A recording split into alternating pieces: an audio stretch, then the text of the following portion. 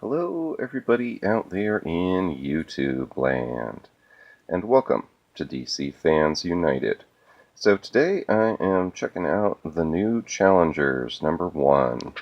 So this comic was drawn by Andy Kubert. So he did the cover as well as the interior art, which is always a good thing if you can get one artist to do both. And Scott Snyder was the writer. So the other folks that worked on it, let's see. We have... Aaron Galipsy also helped write it, and Klaus Janson did the inks, and Brad Anderson did the colors. You see Brad Anderson do the colors on a lot of things, so he's very good. Alright, so the cover's okay. It's real, just kind of basic, showing the main characters and then presumably the villain in the background. So, like all of the #1s from the New Age of Heroes books, they have a fold-out poster. So, I actually haven't checked this out yet. Okay. So, they're all partial posters, and they all piece together, so that's like a piece of Damage's arm. I have another one that would fill in right here where it's got his head and stuff, so I'll probably make a video where I put them all together sometime. And they're double-sided, so I guess there's probably, 2 posters at least. So anyways, just like a quick overview of this, if you don't want to watch the whole review, it's really boring. Like, I was blown away by how dull this was. It took me multiple attempts to read this, and I love comics, so if it's a good comic book, I'll fly through it and then be like, gosh, I wish that was longer. I can't wait for #2. This one, I can wait for #2. I don't think I'm going to be picking up #2, to be honest with you. So, gosh, where do we even start? I guess at the beginning. So, it's like what it starts with doesn't even have anything to do with most of the comic. So there's a plane and a pilot, and the pilot is transporting a bad guy. The bad guy, because he's bad, throws the pilot out, even though he paid the pilot, but, he's a bad guy, so that's what he do, and he takes the plane himself, and he has this magic bone that apparently tells him where he needs to go, and then he goes and just crashes the plane into that place and gets out, and he found the place, so he holds up the magic bone to this crack in the wall, and the crack opens up, and he's like, at last, and then you don't see him ever again. At least not in this issue. So that was a big waste of time. It's probably setting up for stuff for later issues, but come on, this is a #1. Freaking introduce the characters, introduce what the story is, and move on. I might get a little salty about this issue.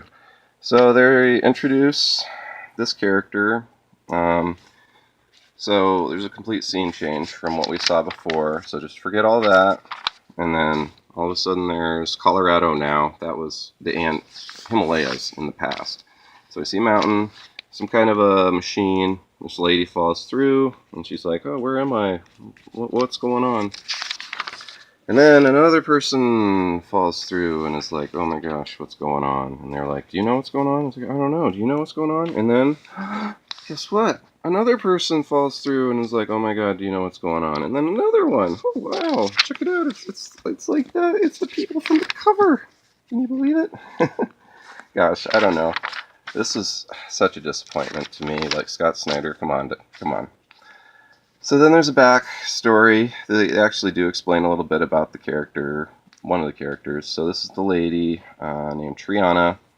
She's kind of like an herbal pharmacist, so she helps people with herbal medicines that were passed down to her by her mom and her grandma. So she meets this gangster guy and, telling him if he doesn't change his ways, he's going to die. And he's like, yeah, I'm going to give up the gangster life. And then her Nana comes out and it's like, I don't know, let's see. Talking about, oh yeah, it's really weird. Her Nana, her old grandma, wants her to kill her to give her belladonna, which is this poison, because she's in pain. She's like, end my life and stuff. So I don't know. There's this whole euthanasia subplot. Well, not really a subplot, but dynamic that they bring up. Okay, I don't know why that was necessary. So then she looks outside, and the Justice League. You get one panel of the Justice League, and I don't know. Let me know down in the bottom what you guys think of the art through this issue, because Andy Kubert's a master. There's no denying that, but some of his art in this issue, I guess, is just, I don't know, not that exciting or impressive. In fact, a lot of it's really just kind of dull. I don't know. It's a weird style. Freaking ads. To me, I mean, let me know what you think. He's good at drawing faces, except for Superman. But for the most part, he's really good at drawing faces. Well, anyway, so she looks outside. There's a bunch of meteors just pummeling the city. Meteorites, I guess, if they're in the atmosphere. But anyway, Superman's like, I looked inside them cyborg. They're not meteors. They are aliens, because, you know, generic alien monsters is always exciting. And then the monster is attacking some poor people, helpless people, and she goes outside. And she's like an herbal pharmacist doctor, but she just pulls this knife out, and look how far away she is. She's down there on the ground. She isn't maybe she's just a metahuman. They didn't explain that, though. They didn't ever say she was, and she's just down here, and all of a sudden she's like, yeah, I'm coming. Like, okay. Ninja doctor, apparently. And then, yeah, she gets owned, though. She dies from that. The thing kills her. So, because it's explained when they warp into this place, yeah, this guy pops up, and he's like, the last thing you remember is dying. So, all of these guys have died, and then they basically are conscripted by this guy, and then he sends them on missions as challengers, and these are the new challengers. See, new challengers, these guys? These are the new ones. And then there was a whole bunch of old ones, and they've already done their time. So they all have these hourglasses on them, and the hourglass runs down, and then when it's done, I guess they're done. And then this is the best team of them ever, so I'm assuming that's the team from the old comics, which I've never read, so if you know, let me know if those guys look familiar, if those are the original challengers. So he tells them they gotta do their mission. Oh yeah, and this is weird too. This guy tries to leave the group, but he pays the consequences. He gets turned into muck. So the guy from the cover, this guy with the black hair, as far as I know, he's done. So he's on the cover, but he immediately gets killed. And then he gets replaced by this lady. Just pops out immediately to replace him. And then you see him there. He's now in the line with all of the other past ones. He's at the end of the line. So, okay. I don't even know. It's like, why introduce a character? It's like Suicide Squad, right? With Slipknot. They introduce him and then kill him a minute later. So, anyways. Okay, so they finally get sent on their mission. They've got one of those magic bones too. And they're all in this box. They were just sent there. They're inside the box there, all these red panels. And another thing I didn't bring up as much as I should have is there's so much dialogue. All of these boxes are internal dialogue, plus all their talking. And the whole comic is like that. Just so much all the time. I mean, Scott Snyder's a comics, like, oh my goodness. This is painful. This is why it took me so long to get through. I probably fell asleep. So Scott Snyder knows better than that. I don't know. Although there is another writer credited to this, I bet the other writer actually did a lot of this, and Scott Snyder just signed his name. So yeah, they get there in their magic box, and then there's this really beautiful full-page splash page of, I guess, water. I thought it was frozen, but it's like the edge of the world, and all the water's falling and stuff. It looks really pretty.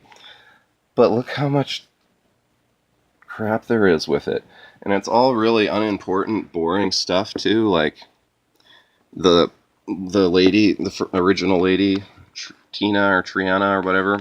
This is all just her thinking. Now here I am staring at the literal edge of the world, struggling to accept that this is a thing that actually exists. It can't be, but there it is, and on and on and on, and it just undermines the whole beauty of the picture. Hey, you know what, editors? Take all that, delete it, take it away. You know, they always say a picture is worth 1,000 words, but that's because it's so true. All that gone. then you have the reader's own thoughts about what they see about this. And then just leave the little speech bubbles at the bottom. I can't be seeing this correctly.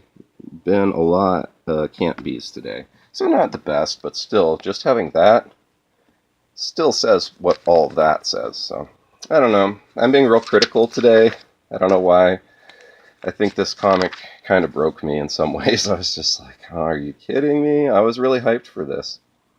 Yeah, and I'm just not going to sugarcoat it. I really didn't enjoy it that much. So, yeah, they're in their little box, and they get attacked by a generic sea monster, which probably I could draw, and I can't draw, so that's saying something. And the one girl shoots at the sea monster, and then it changes scenes to the guy earlier, and he's talking to something, and he looks at a screen. And then, ooh, there's a big skeleton there. That's a thing. Oh, and he's got a magic bone, too. So that's how it ends. That is... Oh, yeah, and this is the one thing... this is the one thing that was actually really good about it, was this interview at the end with Tony S. Daniel. So I'm kind of a fanboy of his. Dude's such a good artist. Like, one of the best. He's definitely in my top 5 artists. So, definitely a cool guy. So this was interesting to read about. So, if anything, if you pick up this issue, just skip to the end, read the review, the interview with Tony Daniel. If that's worth $4 or $3 to you, then go ahead. Otherwise, I don't know. Well, I do know. Skip it. Do not buy the new Challengers. It's terrible. All right, so I guess stick to the Terrifics and the Immortal Men and Damage. All right, that's all for now. Thanks for watching. I appreciate it. Hit the bell for notifications. Subscribe if you aren't. And as always, thank you for watching and being a part of DC Fans United.